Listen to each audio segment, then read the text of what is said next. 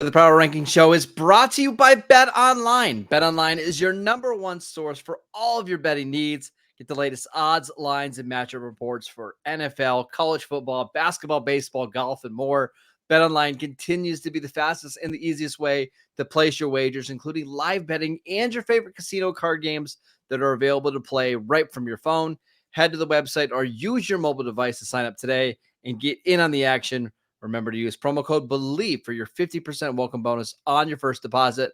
Bet Online, where the game starts. And that was, of course, the voice of @Marcus_Mosher. We are doing the power ranking. Mute. Let me unmute myself. We're doing the power rankings after week one here. And I guess my little short is back. I bought a new cord and it's back. So every once in a while, I'll get a little mute. Enjoy it. But I rank the teams. I talked to Marcus about it.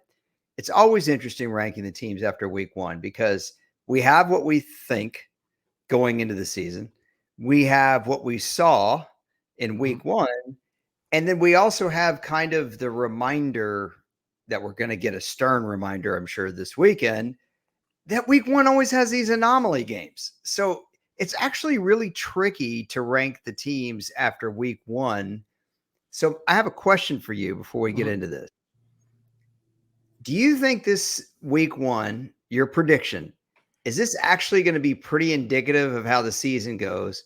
Totally off from how the season goes or about normal? What's your thought? I think it's going to be totally different from what we see the rest of the season. Like, you're just not going to see a lot of these quarterbacks play this bad. I actually saw a stat today that the overall passer ratings across the NFL, this was the lowest we've had in like 30 years. Like, we just got really bad quarterback play in week one. We've got some defenses that are really, really good, that are way ahead of the offenses. I think over the next month or so, you'll start to see things settle down a little bit. Let me just say this, man. First of all, I think it's cool. I don't care. Good. Let passer ratings go down. We've done enough to inflate stats so the fantasy crowd is happy. But I don't think it's because of bad quarterback play. I think it's because defenses were lights out in week one. The 49ers defense was lights out. Cleveland's defense was the best of the week. The Cowboys defense was right there with them. Chargers were unbelievable. Yeah. Actually, a sneaky good defensive performance. How about the Rams against Seattle? Who am I missing? What are a couple of the others that had good defensive games? I mean, the Jets played unbelievable yesterday. Oh, yeah. Great call. The Jets, a good defensive performance. I'm going to give the Lions some credit here. I think they did a pretty good job against the best quarterback in the league. Were they phenomenal? No. Did they let some receivers run wide open at times? Yeah. But hey, man, it's tough going in to play Kansas City on kickoff night. So let's give the Lions a little credit. And I think we should give Green Bay some credit as well. Their defense played really, really well. It's easy to say, well, Justin Fields played bad. But I think the Packers deserve some credit there. But to me, I think Cleveland had the number one defensive performance of the week. What did Joe Burrow finish with? Like 84 yards. Yeah. It's Joe Burrow. I mean, granted, the Cowboys were unbelievable, but I don't know if the Cowboys could have done that to Joe Burrow. Maybe they could have, because last year the Cowboys-Bengals game was pretty low scoring. But enough about that. Let's get into the power rankings. Marcus built this beautiful board. Check it out. Oh, there. I love the Texans one, the cutout. It's my favorite, I think, on the whole group. Really hard to find a picture of the Texans with just a little helmet like that. I know. It stinks having to put the Texans back at 32. I thought for sure I wasn't going to have to do this all year. Not a great game against Baltimore. Baltimore had a significant injury. Houston really didn't do much in this game. I think they got beat, 25-9 or something like that. And honestly, Arizona was much more games. So I have Arizona at 31, even though Arizona probably has the worst personnel in the league at this point, especially with their quarterback situation. The Cardinals almost got a road win against Washington. Any problem with this? No, I think Arizona's a safe bet to finish at number 32, but Houston just looks so bad on offense, and it shouldn't be unexpected with all the injuries they have on the offensive line. A couple NFC hopefuls with young quarterbacks have got at 30 and 29. The Bears, maybe the most disappointing week one team to me. They were absolutely awful. The Packers are their Super Bowl, and it was at their place, and they were awful. And then Carolina, obviously, playing with some young guys and playing with a young quarterback. They got handled by Atlanta, but I thought Carolina was much more game, just like I said, with Arizona than Chicago was. Yeah, Carolina's defense is going to keep them in a lot of games, just like it did on Sunday. It really wasn't because the defense gave up a lot of points or anything like that. I think they're going to be fine. Interesting group of three teams here. Broncos at 28, Colts at 27, Steelers at 26. You could probably jumble these around. I think Pittsburgh had the highest expectations of this group, but I don't know that the Colts aren't the best team out of it. Anthony Richardson, we still, have a lot to learn with him, but they were beating the Jags late. The Steelers got absolutely hammered. So I'm giving Pittsburgh the nod here on their roster. And then the Broncos, I think there's a lot of expectation for Sean Payton to turn Russell Wilson's game around, but didn't really see that in week one against a Raiders defense that's meh. It's okay. It's okay. Any issues here at 26 through 28? I probably wouldn't have ranked Pittsburgh this low. I still like their talent. I still think they're going to get to 9-ish wins this year. I think they're the most talented of this group, but you're right. That was a pretty ugly loss against a team that was just clearly better than them. I think the issue here regarding, Pittsburgh is that you're without Cam Hayward. You're without Deontay Johnson. Your quarterback didn't really do anything. And at this point, the catalog is getting a little bit thicker for Kenny Pickett, and you're still not seeing it. That's why they're this low. And Washington, who I have at 25, if you're following along here via video on Believe, I get it. They beat the Cardinals at home. But when you have a young quarterback who's making his first start against ones, what can we call the Cardinals? 22 ones? 1.5. Yeah, they're 1.5s. But you come back and you get a win at home. You've got to give that a little bit of credit. I do think the personnel around Sam Howell isn't all that bad. Washington might end up being a team that goes 8-9 this year and makes a little noise for the 7th spot in the NFC wildcard race, although I don't think they're going to get there. Let's look at the next group of teams. Yeah, golly. Okay, so 24 and 23. I love that reaction because that just describes this group of teams so well. I mean, dude, Seattle and New York were just so disappointing. You're talking about two playoff teams, from last year. What are we Which one are you worried the most about?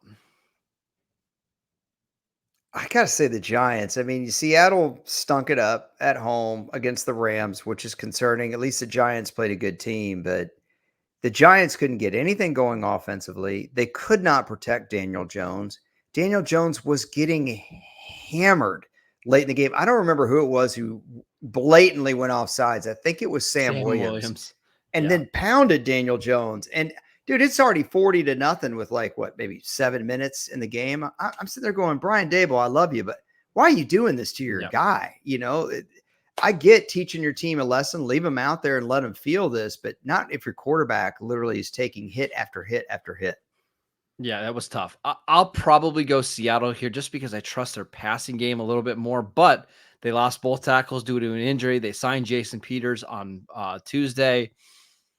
I don't feel great about either of them coming out of week one, even though, these are two teams that I did like going into the season. The Los Angeles Rams at 22, I thought their defensive line played really well around Aaron Donald. They got a lot of pressure. Matt Stafford had one of the sneaky great wins of week one, great performances of week one. Was he the best quarterback of week one? Who played better than him in week one? You're not not going to like my answer. Brock Purdy? It's our 16th team. No, I think Baker Mayfield did. Oh, I don't know if he played. Baker played well. I don't think he played better than Matt Stafford. Well, let's put it this way. Baker made some really nice throws. He did, but I think Stafford was just ran that offense very efficiently and made the plays that he needed to make. Baker, I think, made more splash throws. So that's fine. I can go with Matt Stafford here. Yeah. Can we do that for Jimmy Garoppolo? Where do we put Jimmy Garoppolo's performance for our 21st ranked Las Vegas Raiders? Very competent, which is exactly what the Raiders need. He made one mistake the whole game. He threw into double coverage in the red zone. Other than that, pretty much flawless, which is exactly what the Raiders need to be competitive. Yeah, I agree with you there. I kind of disparaged their defense earlier, but honestly, their defense played pretty well against the Broncos, so give them credit. Minnesota, maybe one of the most definitely one of the more disappointing Week 1 performances. Baker Mayfield kind of shredded them at points in this game. This was not a game they were expecting to lose. Meanwhile, Atlanta opened up at home. They got a big win. They're my 19th ranked team. Ditto New Orleans, my 17th ranked team. They open up a win over my 18th ranked Tennessee Titans, who, barring a terrible performance from Ryan Tannehill, probably should have won that game. So Minnesota at 20. I got Atlanta at 19, Tennessee at 18, New Orleans at 17. Of this group of 4, what's the team that's most likely to kind of shoot up the rankings? Is it automatically Minnesota because we thought they were better, or is it maybe Atlanta? I just have a hard time believing Atlanta is going to get a lot higher than this because I just don't trust the quarterback situation. Like if you gave Atlanta Derek Carr, the number 17 ranked team's quarterback, I think they could be a top 10 team, but I just don't trust Ritter at all. I'll go with the Titans just because I don't think Ryan Tannehill is going to play that bad the rest of the season. And I love Mike Vrabel, but I don't feel great about any of these 4 teams after week 1, to be honest. Yeah, I don't either, but I think Tennessee is the team for me because we always talk about the NFC South and how weak it is. And right now, New Orleans at 17 is my second highest ranked NFC South team. But New Orleans really got a lot of help from Tennessee to win that game. And when we talk about NFC South being a weak division, the AFC South is a weak division. There's no reason Tennessee can't end up competing in that division. That said, I want to give Derek Carr a lot of credit for his performance late. Really made a really nice throw on a fly route. I don't know if you saw it, Marcus. I did. To set the Saints up. And also shout out to the Falcons running game. I think it was Rashid Shaheed. I believe it was the one who he hit down the field. All right, quit bragging. All right, let's go to the next group of teams. Whoa. That's all right. You always do that. I love some of the helmets on this chart. I think you just purposely put your favorite helmets in this one so you can talk about it. The Bucks, man. So the Bucks at 16, I thought Baker did a heck of a job. No, I don't really see a lot of people talking about Tampa Bay, and I understand why. I feel like this is the one game that kind of flew under the radar with everything else that happened on Sunday.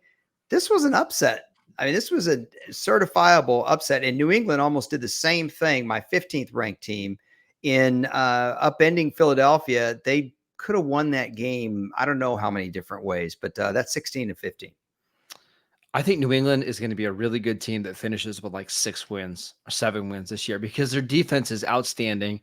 Mac Jones looks like rookie Mac Jones throwing the ball down the field. He was really accurate in this game. It was his receivers that let him down. Kayshon Boutte had 2 catches on the sideline where he got his first foot down in bounds and didn't even bother trying to get the second one down, which ultimately cost them the game. I don't know how many of these games the Patriots are going to win because they're going to be so outclassed talent-wise compared to everybody else on their schedule. Well, they play the NFC East this year. They can beat Washington. They can beat the Giants. And honestly, the Cowboys have such a hard time beating the Patriots ever. So everything always seems to go wrong. I wouldn't be surprised.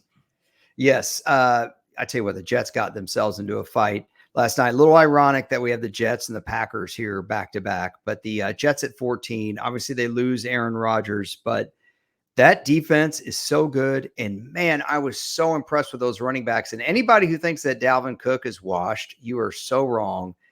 He looked explosive to me. I don't know what to do with the Jets. I could see them fighting and being like a really competitive 8 to 9 win team and maybe sneaking into the playoffs. But I could also just see them kind of falling flat on their face once everybody realizes like it's Zach Wilson again at quarterback, which makes me think they've got to go out and make a move. You and I talked about this yesterday, a whole bunch of, guys they could go after. To me, the guy I want to see them go after is like Jacoby Brissett, because I think I think he's a C+ quarterback, and that's what the Jets need to get to the playoffs. If they have a C+ at quarterback, they're going to be fine. Yeah, interesting talking about quarterback, Green Bay at 13. Obviously, Jordan Love, a lot of talk about him. They had a pretty easy time, and Jordan Love really didn't have to do a whole heck of a lot in that No. game because the Bears couldn't get out of their own way offensively. And then Jacksonville at 12 with their own young quarterback, Trevor Lawrence. I think both of these teams, you can make the case I have them too high. Jacksonville really dilly-dallied with the Colts. I just said, as much as I like Jacksonville, I still don't know if this is the right spot for them. And Green Bay, this is a leap of faith because they were so dominating in week one. And that's where we get into this hard part of how much stock do we put in a week one blowout? Not a lot, especially division games, because like we saw last year, Minnesota killed Green Bay in week one. And yeah, Minnesota went on to be a 13-win team, but it was very fraudulent, right? Division games can be weird. And I'm not overreacting, but you have a hard time putting anybody ahead of the Packers, such as the Patriots or the Jets or the Bucks. Right. So Green Bay. So just to recap here, we got Tampa at 16, New England at 15. I got the Jets at 14, Green Bay at 13, and the Jags, who outlasted the Colts and Gardner Minshew at the end there at number 12. Number 11 is kind of a faith ranking here. Hard to find a team that got throttled more than the Bengals. And the score wasn't 40-0 like Cowboys Giants, but it was a 24-3 shellacking that never felt like Cincinnati was going to get out of neutral. I don't know how much of this game you were able to see, but it was just a completely dominating performance by Jim Schwartz's unit. We'll get to Cleveland in a second. From the Cincinnati side, am I showing too much faith keeping Joe Burrow and the boys at 11 here? I don't think so. It just shows you how much we respect Joe Burrow, that he can have this type of game where he puts up 84 yards. And we're not saying, should we be worried about Joe Burrow? Should we be worried about this offense? I think everybody just collectively is like, you know what? They're going to be fine. Burrow's going to figure it out. Just be patient. I think they have some flaws. Their offensive line, it just did not look good in this game. Maybe that's because of your number 9 ranked team, but I think they're going to be just fine once we get out of September. All right, so let's close out the AFC North here. I've got Baltimore and Cleveland back to back. So I've got Cincinnati at 11, Baltimore at 10, Cleveland at 9. Baltimore, it's hard to gauge this team. Number one, they played my 32nd ranked team, and they played them at home. They had a big injury with Dobbins, but they have shown time and time again that they can recover from these kinds of injuries. And a lot of running backs have been successful in Baltimore. I don't want to belittle Dobbins at all. I'm just saying, I think that there's an opportunity for them to do some plugging and playing as long as Lamar Jackson is healthy. I think the question is, do you trust the Ravens secondary when they have to play Joe Burrow, Trevor Lawrence, these caliber players? I didn't trust them going into week one. And now I really don't trust them that Marcus Williams, their Pro Bowl safety, might miss the entire season with a pec injury. He was a huge part of that secondary because he's able to cover up kind of some of these corners and all these downfield passes. I think that the secondary is going to end up being the thing that does the Ravens in this year. Can they handle Baker Mayfield? Yeah, they'll be fine. Can they handle Josh Dobbs? They'll be fine. Okay, I'll stop. Cleveland at number 9. So if you didn't see any of this game, it was played in kind of a misty, half raining, half boggy style game. The game literally looked like something out of the Two Towers. Marcus has never seen that movie. That's Lord of the Rings. When they went to Mordor. Every part of Cleveland's defense played well. Every level. The pass rush played well. They made tackles in the run game. The secondary played freaking awesome. Ward played great against Chase. And then the Browns have a running game. Chubb got over 100 yards rushing. And yet you're saying, okay, well, if they're so good, why are they number 9? Because I still have not seen anything out of this passing game. And at some point, you're going to have to make some plays in the passing game. I will believe in this Cleveland team if they can beat Pittsburgh next week in Pittsburgh on a Monday Night Football game at Heinz Field, because that's an environment where they've lost over and over and over again. If you can win that game, I'll start to really think, hey, this is a team that could be a serious contender in the AFC. Well, speaking of the Steelers, let's talk about the Steelers as we flip the screen here to our top 8. Oh, by the way, Pittsburgh's not there. They're 26. That just warms my heart when when you say that. Yeah. I did that for all the Steeler fans, Uncle Scott, that's listening in his Frank Pollard jersey right now. Yeah, man, just turn it off. Turn it off. Buffalo at number 8. I tell you what, I said this to you last night. I'm sticking by it. I'm not trying to be a negative Nancy. Can you be a great player and still be overrated? Yes. Yes. Josh Allen is overrated. I don't, is that even an arguable statement right now? And I'm not overreacting to one game. How many times did you and I talk about it this offseason that this carelessness with the ball, it hurts the team? I get it. They wouldn't be where they are without him. That's obvious. No one needs to remind me of that. But Marcus, they should have won that game. Without his flippant, is that the right word? Sure. Is he being flippant about his ball placement? I mean, they really need somebody like Brian Dable to like rein him in a little bit, not completely take away all of his aggressiveness and all the things that make him great. But some of these rocket balls that are 70 yards down the field after he's scrambling and they're throwing into double coverage, like there's just no need for that. They've got a really good defense. And especially like in that game, when you know that Zach Wilson's on the other side and it's not Aaron Rodgers, like there's just no reason to try to force anything. Just run. If you have to punt, you've got to punt, which have a better punt, Buffalo. But you know what I mean? Like just rely on your defense and don't try to be Superman on every single play. Yeah, I'm with you. What he needs is a Brian Dable that'll put him out there in the middle of the fourth quarter down 40-0. Let him get absolutely crushed, right? Yeah, really. Maybe that's a bad example. Really do it. Going outside of this, there are aspects of Buffalo I still like. I think the defense still did a good job last night. Yes, they played Zach Wilson. The Garrett Wilson touchdown was a unbelievable catch on great coverage. Was that against Tre'Davious White? I think. Yep, in the end zone. But too much on Buffalo. Let's go to number 7, Detroit Lions. Kicking it back to last Thursday night. The secondary worries me big time. Those guys, now I know they were playing some ancillary parts there, but just like it looked like there was disorganization in their zones. Like some of the guys did not know where they were supposed to be. There's no reason receivers of the caliber Kansas City has, and that's not a compliment, should be running that wide open. The Lions did get bailed out a little bit by drops. That said, they also made some really big plays. I love the way they grinded out. I love Aiden Hutchinson not only having to create pass rush, but go against a tackle who's literally cheating on every play. What do we think about the Lions?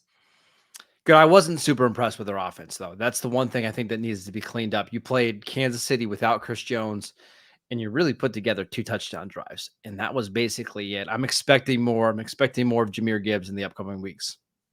You know, Jahmyr Gibbs didn't say anything to me, nor did Jared Goff, but David Montgomery called me and said he speaks highly of your work. All right, let's talk about the Chargers at number 6. This might be high. The one thing that stuck out for me from this game, I watched every play of this game. Joey Bosa and Khalil Mack did not get anything done against Miami's line. And what was the big concern that you had about Miami's line coming into the game? The tackles being hurt. And Bosa and Mack did nothing. Nothing. They had Kendall Lamb playing left tackle, who was a former guard that's really like a journeyman player. And they had Austin Jackson, a former first-round pick, who was on the verge of being just outright cut because he's been so bad. And those two, Bosa and Mack, had a combined 0 pressures against Dolphins. Yeah, it's unbelievable. Some big throws from Justin Herbert in this game. There was a grounding call late in the game that affected it. But you know what? Miami went in there and beat them. By the way, Miami is my number 5 team. Good segue there. The thing about Tua, you know, I've talked to you, and I've always have Tua kind of under the Jalen Hurtses and the Trevor Lawrences and the Dak Prescotts of the world. But I've never seen any of those 3 quarterbacks play the way Tua did against the Chargers. Like, I've never seen any of those quarterbacks make the kind of throws that Tua made. Tua made a throw to Tyreek Hill in the end zone, short throw. It was about 8 yards that literally you couldn't have handed the ball to the guy any better. Is he the streakiest quarterback in the league? Wasn't even his best throw in the drive. A couple of plays before that, The Chargers did get some pressure. He stepped up in the pocket, threw the ball 50 yards down the field in double coverage to Tyreek Hill on an absolute perfect throw where Tyreek tracked it over his shoulder the whole time. He's just one of these quarterbacks. It's like a basketball player that just gets really hot from 3-point range, and then they just can't miss. That's Tua. It's unbelievable. He also had a nice 45-yard throw to Tyreek Hill in the end zone where Tyreek Hill had about 5 steps on the defender. Yeah. Waddle, by the way, Jalen Waddle had some big plays in this game as well. Tua ended up throwing for, I want to say like 456 or 466. Geez Louise, man. Either way, I've always had them behind the quarterbacks that I mentioned. I've just never seen them. The only guy in that kind of tier I have seen Kirk Cousins play lights out before. He can be very streaky as well, but his MVP race is not going well. Really quickly, who's like the most streaky NFL quarterback that's not like a superstar that you can remember? I've got one off the top of my head. Go for it. Kerry Collins. Kerry Collins got hot. You couldn't stop him. Oh, yeah. Hey, from like 2000 to 2002, he might have been the most effective quarterback in the NFC when Kurt Warner was hurt. I'm going to give you an older one. A guy named Dave Craig played for Seattle, played for Kansas City, kind of went around the league. But when Dave Craig got hot, there was no stopping him. When Dave Craig was cold, it was terrible. He set an NFL record for fumbles. Let's go on that note to the bat and cleanup Kansas City. Odd flex maybe here, having Kansas City, Marcus, at number 4 after an opening night loss. Give me the pro and con of this pick, the reason they should be here and the reason they shouldn't. Patrick Mahomes, a guy I don't know if you've heard of before, Andy Reid, and then they're getting back. Reason. Yeah, they're getting back Travis Kelce and Chris Jones. Like, they're going to be fine. Now, the only thing that would concern me a little bit is Travis Kelce's 34 years old, and I don't know if they have another receiver that can reliably catch a 5-yard pass. That seems like an issue. Yeah, but who did they miss on Thursday night besides Travis Kelce and besides Chris Jones? They missed Juju. Yeah, they really did. They missed. And they have this X factor, Pat Mahomes. Yeah, that's a big deal. I love that you start with that. Okay, here's the cool thing. So Marcus and I were talking last night after Monday Night Football, and he goes, man, I love talking about you like you're not here. He goes, I think you can legitimately say the best 3 teams in the league are NFC teams, and that's not really what we were expecting. And there's no argument for me now. You may have a difference in the order. Let's go the top 3. Let's start with the Dallas Cowboys. That's who I have at 3. This is 5% because the defense was unbelievable. 95% the blue pants. What I loved about the team the other night was the role players making a lot of plays. We saw Trayvon Diggs have the 2 forced fumbles, obviously Micah Parsons, but there were a lot of other guys. I mentioned to you, Armstrong made some really clutch plays for them. They got some clutch plays from their other members in the secondary. Just a great unit effort, unit effort. Yeah, they've got like 20 guys, and I'm not exaggerating, like 20 guys on defense that they can play, and they can mix and match just depending on the opponent. They're really deep on defense, and they've got a lot of stars that help between obviously Parsons, Diggs, Gilmore, DeMarcus Lawrence, Leighton Vander Esch. They're loaded on that side of the ball. Yeah, obviously we'll get into their matchup with the Jets next week, but I think they have got to run against the Jets. That's their way to victory, I think. Okay, Philadelphia Eagles, like to see them run the ball more coming up. They really could have lost. This is a faith, kind of like the Bengals at 11. Putting Philadelphia here after they could have lost that game however many different ways is a showing of faith in their starters. But would you still put them number 1? I would. Based on their personnel. Yeah, because I still love the offensive line. I think the defense will get better as year goes on. And I still think if we're comparing Jalen Hurts to Brock Purdy, Purdy played really well. I just trust Jalen Hurts a little bit more in big games. That's fair. San Francisco 49ers, obviously the only team that we have left here. They are number 1. Brock Purdy, I think, answered a lot of questions against Pittsburgh. The defense was absolutely outstanding. The off-the-ball linebackers were outstanding against Pittsburgh. Christian McCaffrey had some big runs. If you watch the highlight of Christian McCaffrey, look at the receivers blocking downfield. Ray McLeod and Brandon Ayuk, just awesome 1940s football there. It was so cool. I love the way the team played. I also, by the way, sneaky good uni matchup. So Uncle Scott, if you're still listening, I will give you that. This was a good uni matchup. 49ers, I think based on the way they played and their personnel, they're number one. Would you, if you think Philadelphia is number one, would you have Dallas over the 49ers at 2? No, I'd still have the 49ers at 2 because I think 49ers defense is just as good as Dallas. And their offense is just a little bit more diverse what they can do with the running game and George Kittle and Deebo Samuel, who really didn't even do a lot in this game. It was Brandon Ayuk who seems like he's taken the next step. Both of these teams are fantastic, but I would still lean San Fran. All right, I've got a guided last thought for you here. I got a question for you to end the podcast on. Of these 8, so I got Buffalo at 8, Detroit at 7, Los Angeles Chargers at 6, Miami at 5, Kansas City at 4, Dallas at 3, Philadelphia at 2, San Francisco at 1. Who's the most likely to bounce right up on out of here? Oh, probably Detroit, right? Because I still have questions about their offense and their consistency. I think when you rank the quarterbacks on this list, Jared Goff probably is at 7 or 8. And I still don't trust that secondary at all. I think that secondary can get really exposed, but that's not to say that Detroit's not still a really good team. I still see some good throws from Goff, and boy, if Gibbs kind of keeps developing with his explosiveness and Montgomery gives him that inside force, maybe they don't need Goff to throw for 4,600 yards and 34 touchdowns. But so much is going to be dependent on that secondary. I think Marcus playing better. But that being said, we're going to get on out of here. We got the picks coming up tomorrow. If you want more coverage on the Cowboys win over the Giants or the Raiders win over the Broncos, check out Marcus's work for Locked On Cowboys and USA Today Raiders Wire. If you want some dynasty talk, I don't know why you want to talk dynasty in week 1. This isn't much of a plug for your dynasty podcast, is it? I don't know why you want to listen to how it impacts Garrett Wilson. Oh, we got lots of stuff we're talking about over there.